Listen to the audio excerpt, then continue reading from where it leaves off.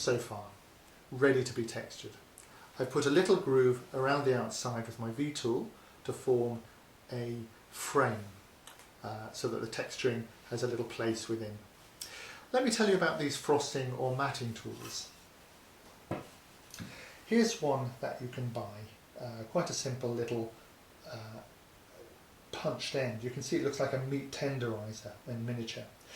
You can in fact make these very easily out of bolts or nails with a triangular file, and you can see that you can make different sizes and different numbers of points in order to get into different areas of the design. Okay, so let me just show you how this works. You want to hit the frosting or matting punch with a hammer rather than the mallet, so you don't damage the mallet, the wooden mallet. If you just hit the froster into the background, you can see that it makes a mark, and you can just work your way all over.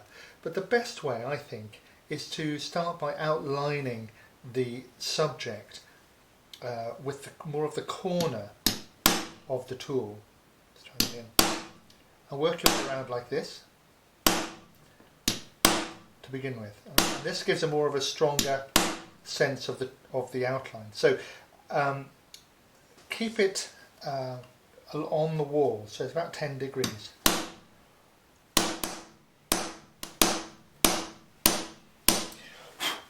So when you've gone around the outside of all the elements like this, around the frame, it's time to fill in these areas here.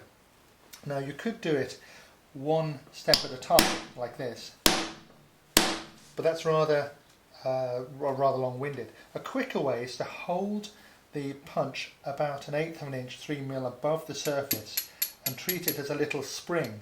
You see, so like a little piston, so it comes back. So watch.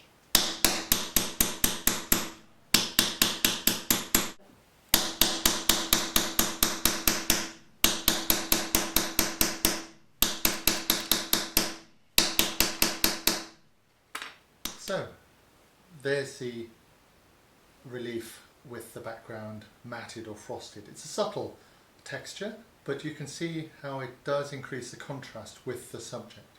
You can leave the sign like this, or in fact you can stain it, and that's what I'm going to do now.